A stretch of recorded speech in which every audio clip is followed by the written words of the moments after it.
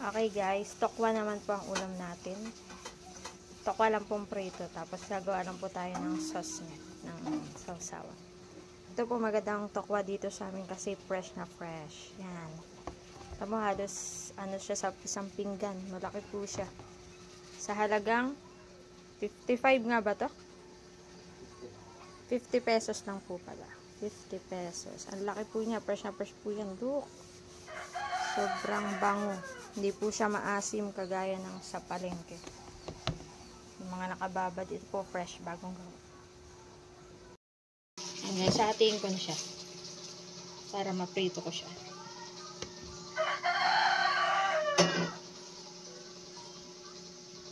Maganda hindi siya masyadong sobrang nipis para hindi masyado. Tsaka yung prito, wag nyo po masyado i-toasted kasi nawawala yung pinakalasa ng tokwa.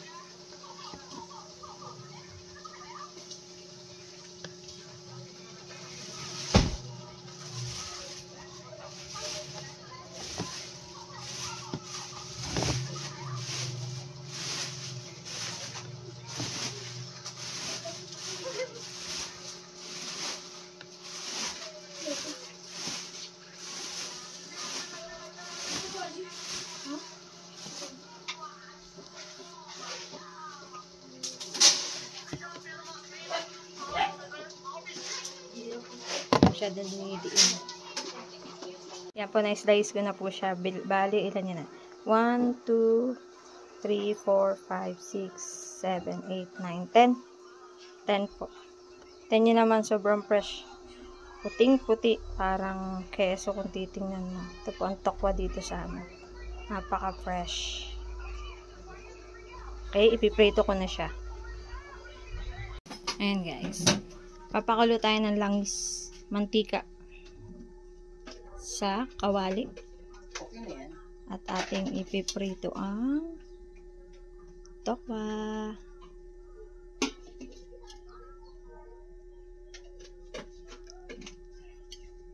Painitin lang natin. Tagal niya uminit.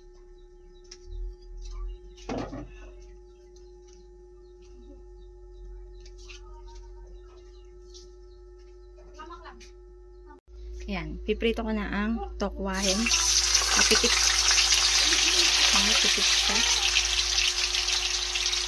Ay, no.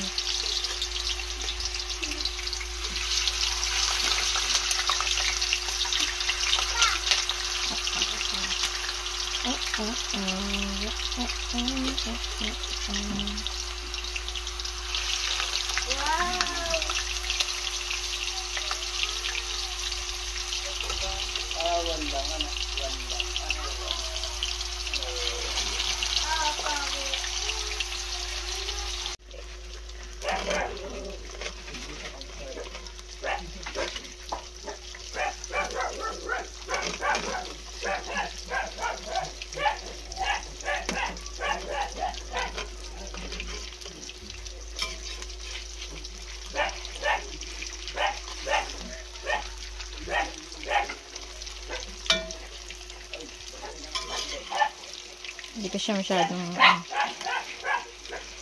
ito po, luto na pag ganito. Ito ang dalawang dito. Nabaliktad ko kagad eh.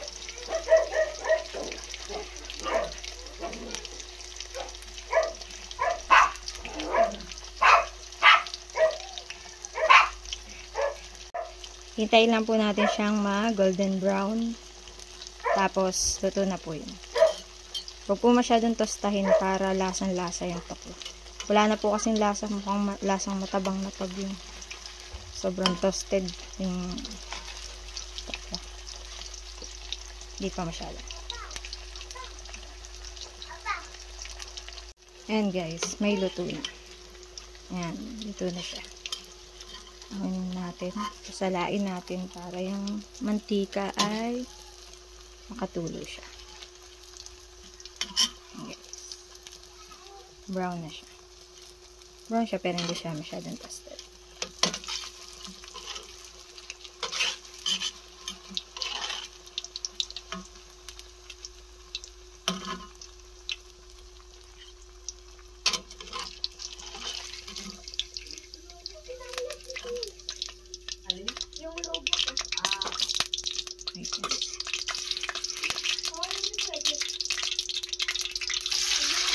Ibigyan daw ako 5. Ayun.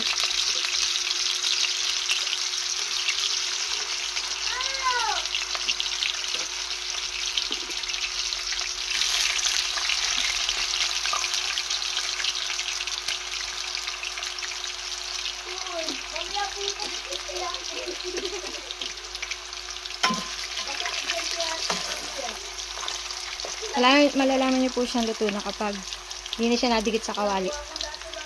Ayan, hintayin po natin. Ayan. Tingnan ulit natin kung pwede na. Ipa. Pwede sa luto na. Kunti pa din.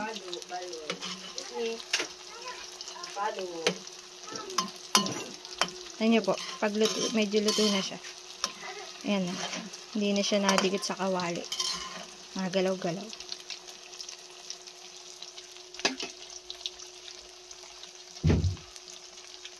Mas maganda siya kung lubog sa mantika. Para hindi mo nababali-balik na rin. Okay, luto natin isa. Salain na natin. Hindi ko pala lipat mo.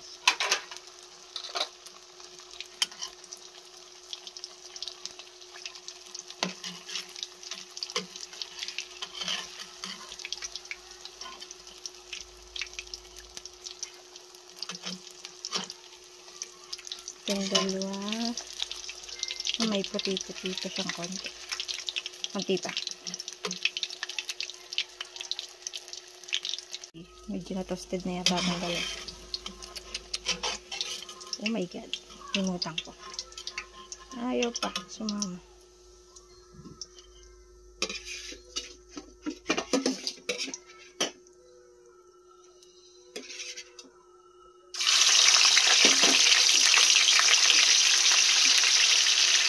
Okay, last na po yung dalawa.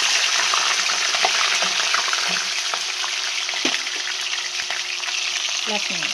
Ayan guys, luto na po ang ating tokwa. Ayan. Ayan. Gagayati ko na po siya ng square-square. Luto na po yan. Ayan guys, gagayatin na natin ang ating tokwa. Lagyan ko siyang 8 gayat. Ama! Ama! Po. Mama! Opo. Ay! Tumasik! Opo. Yan natin siyang 8. Yan. Mama, maludok ka. Maludok. Maludok. Maludok. Sige po natin. Maludok. 1, 2, 3.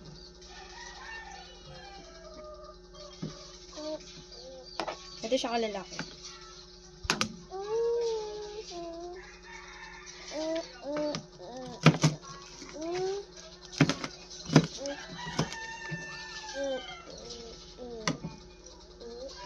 And guys, nag-get ko na siya. Gagawa naman po ako ng sauce. Ito pa ang ingredients sa ating sauce. Toyo, kaunting asukal, kaunting paminta, syempre kalamansi, sibuyas. Lalagyan ko din po siya kamatis. Nasarapan ako sa kamatis. Tapos isang siling haba. Or kung gusto niyo naman po yung sili talaga. Okay. Okay guys. Lalagay ito. Ito po yung tuyo. Dito ko na ilalagay yung kalamansi. Kaya tiga lang yung kalamansi. Sa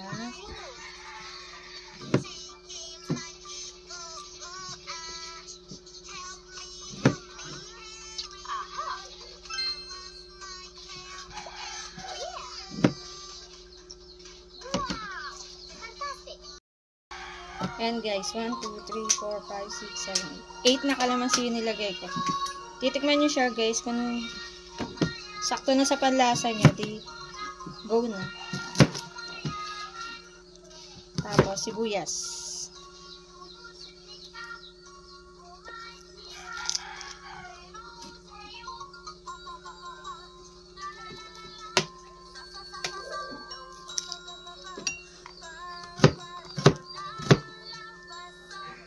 Hati-hati na siya maliliit.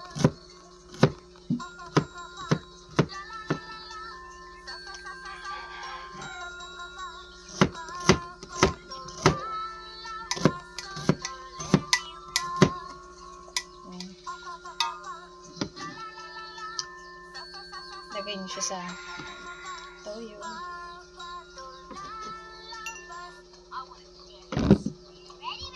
Kamatis. Hugasan ko lang siya. Ayan guys, hugasan ko.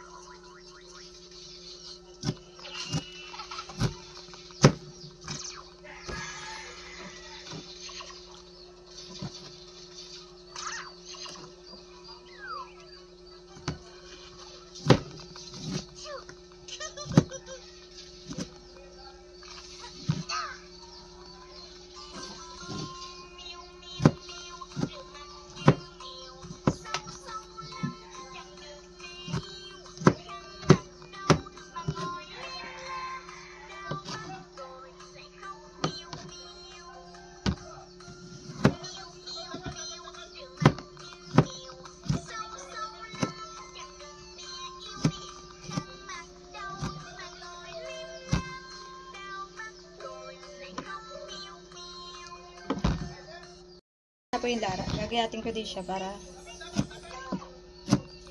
mabango kasi siya. Mabango tapos mahalang. Pero iba sili nilalagay. Hindi ko nalalagay ng sili kasi baka di makain yung anak ko pag sobrang halang. Medyo palitin naman siya.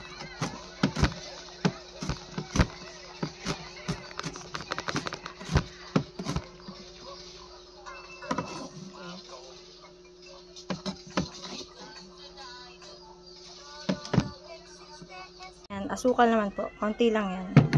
Tapos, paminta. Konti lang rin. Tapos, halo-haloin nyo lang siya. Halo-halo.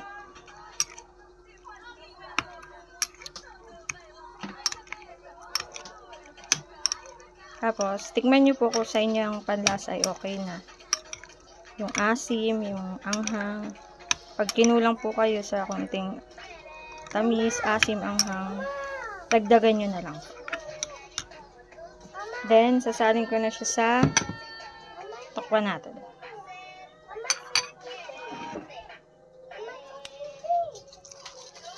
Yan. Halin na po natin siya.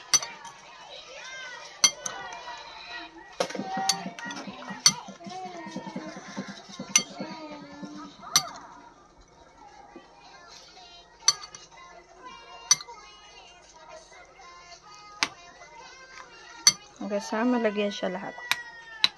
Yan, okay na po ang ating ulam. Sa murang halaga, 50 pesos na tokwa. Yan, nasa 100 lang po lahat. Wala pa nga po palang 100. Ayan na siya, guys. Okay po, bye-bye. Sana mayroon na naman po kayo natutunan sa akin.